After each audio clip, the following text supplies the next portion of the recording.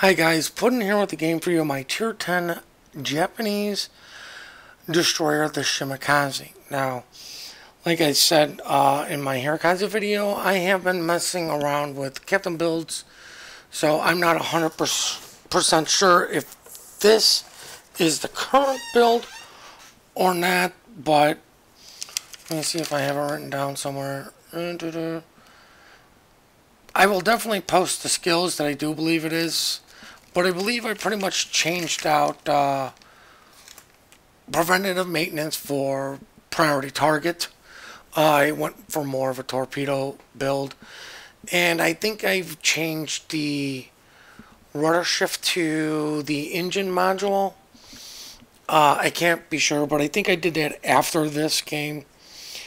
So there is that. Now, of course, you can see we are in a 3-man div, and one of my div mates said, hey, smoke me up into the cap. So, of course, we're on mountain range. We're on domination. We're going B, and there's no carrier. Now, what I was trying to do there was use the buoy as an indicator of when I should start smoking up, to at least kind of get the smoke into the cap to maybe bait something out. I also have my speed boost so I can get as much speed going as possible to create the longest smoke cloud. But as you can see, I'm kind of angling while deploying the smoke cloud. Sorry about that, guys. I was playing some Apex Legends with Only the Wicked, which you should go check out his stream, Static, the Warmonger stream, Sea Raptor, who streams on Tuesdays, and of course Lord Zath on Saturdays, and all those will be in the description down below. Don't forget there is the Kings of the Sea tournament, I do believe, going on this weekend. I could be wrong. But what I'm trying to do is obviously do the reverse cap or reverse spot. Well, we are getting this cap for free because nobody's contesting it. My RPF tells me that the closest thing isn't the curve first, as I turn the wrong way. But looking at what the curve first is doing is he doesn't have much of an exit. So I'm going to do the classic one behind, one in front. And luckily for me, because I was reversing, I was easily able to dodge those torps as the Des Moines obviously hits its radar, and because I was in reverse, I can just easily go forward, even with my speed boost dying. But you know, I don't have to turn around. I'm already pointed in the direction of I want to leave the area.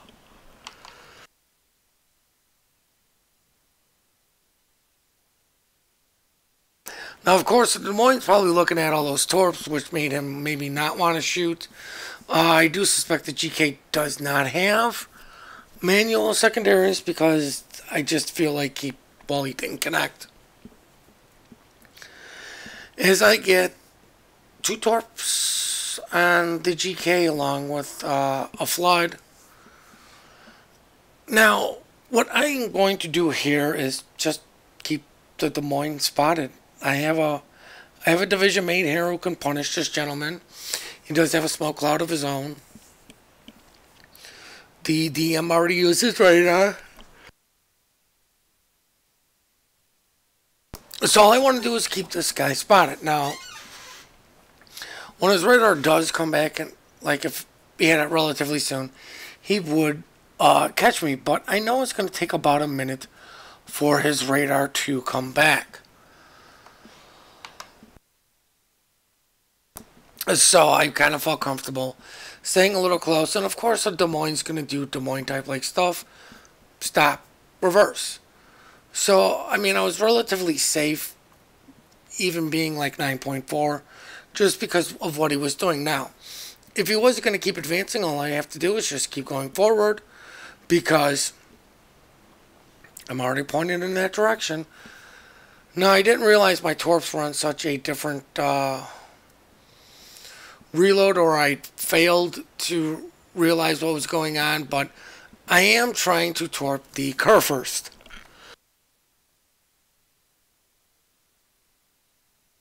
Now, I do believe I sent one against Des Moines, so the Des Moines would have to maintain his angle, but at this point, I should have started going forward a little bit sooner and just get within that 10 kilometers so the DM radar could not pick me up because it only goes out to 9.9 kilometers, but it just used 10 kilometers as a rule of thumb. And also with the concealment changes, I can comfortably sit a little bit farther and not worry about the Des Moines radar.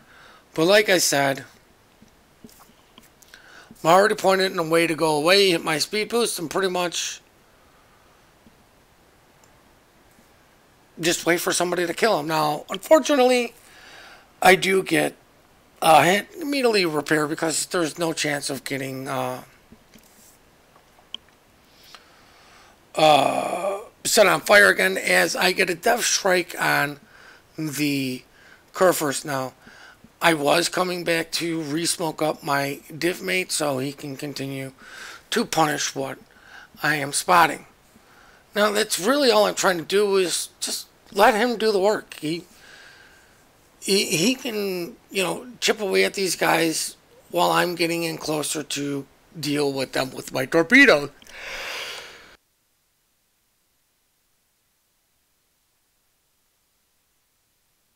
He can also hopefully deal with whatever DD is going to be in the area, like anybody I spot, because I am relatively staying close to him.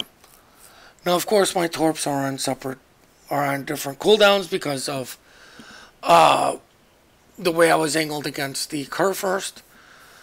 So really all I'm trying to do is try to get closer to the Montana, just because he is reversing as the Montana kills are daring open fire shooting. Now I see that Des Moines, and this is the guy who I'm dropping my torps on. See, the Montana is either coming forward or I'm getting too close, but either way,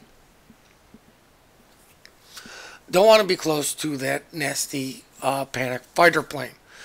The Montana's got enough problems with the guys coming out of A, and I kind of slow down a little bit too much as the Montana is actively going forward.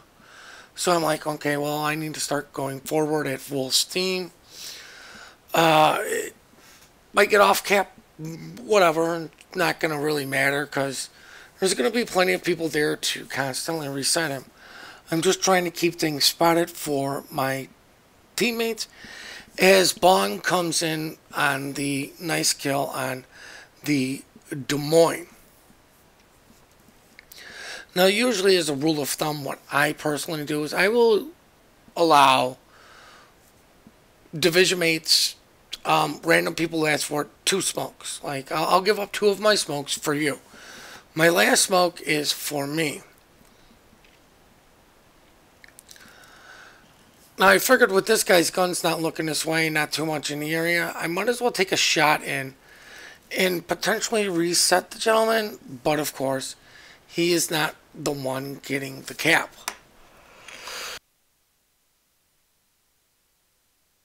It's got to be the Gearing. Now, I was kind of hoping, well, maybe he'll start shooting at me, but he's not. He's being smart. He's getting the cap like he should be, as I send torpedoes on the Republic.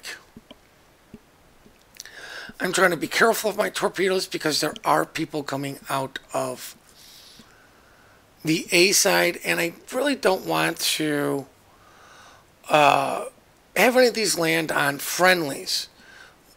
Which is why I'm kind of being careful at the ranges, maybe only sending 1. But I see an IO has got full health, and I'm like, oh yes, let me try to damage farm a little bit more while I am playing with the Gearing. Now I'm just trying to get the Gearing to shoot so he will stay spotted for somebody else. I did load up the AP in hopes that he was going to stay angled as my torpedoes come home, and on the Republic, but no, this gearing actually has a full out Death Wish, and it's just, well, rushing all of us. Like I said, that's why I've been trying to maintain a close distance with the Minotaur, so it can help with any and all of these DDs. As I get the cheeky kill steal, looks like the Iowa managed to hit the W button as Bongs clearly panicked everything he had and got a death strike on the Hindenburg. It was like kaplow, kaboom. Yes, I am the greatest Republic player of all time. Those were his words, not mine, guys. I'm telling you. Ask him in the comment section. But of course, with us now having the commanding lead, thankfully because there's no carrier, and God forbid we play a little bit differently if there's a carrier, pretty much I'd be playing the same, staying close to the Minotaur. We're going to go recapture B, and kind of at this point I'm thinking, screw that. I'm going to go for damage. Like, this is a rarity from me. This game's in a bag. These guys don't even really need me anymore. It's 2 battleships and a cruiser. Like, we have overwhelming firepower. We will win this. Iowa's running away. The Kutuzov is probably darn near out of smoke. Because the Iowa's running away, I have to get so much closer to him as we get the Kutuzov spotted. I am going to send one set of torps against the Kutuzov because, well, I'm kind of hoping he's just going to sail on a straight line and run into a wall of skill.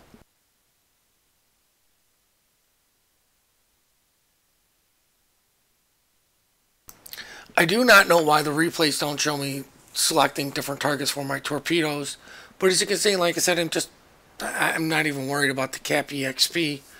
I'm, one of those rare moments like, yes, I want damage. And probably what I really should have done was just start shooting. We got the P cap. We got rid of the Yamato. I don't believe the Kutuzov's going to be long for the life, so if I would have shot him, potentially would have got more damage. As I'm sending torps out anyways, we're going to get the C cap as the Moskva finishes him off. I realize what's going on, so I just start opening up with my guns. Just to try to damage farm. I mean, that's all it is. Try to get a little bit extra damage out of this. We clearly won this, so now we're going to go check out the post-battle results. Now, I hope you guys really did enjoy this replay. And, and I just kind of want to say, look, the great CV scare is over with, but I still think the CV rework is good overall for the game. Is it 100% completed? No. Do they need to continue fixing it? Yes. But I still think the CV rework is just fine. And we can finally start seeing games where not every game is a double carrier, as showcased in this. And this was not just randomly selecting. This was just the best damage game that I picked out. But really, we didn't run into too many carriers. We do appreciate all the support you guys do give us. We do love the replays you guys send in. The email for that is in the description down below. Please remember to compliment good teamwork, good team play. We are quick to report, slow to compliment. Don't forget about your panic spotter planes. And on that note, guys, please hit that like and subscribe button and have yourselves one heck of a great day.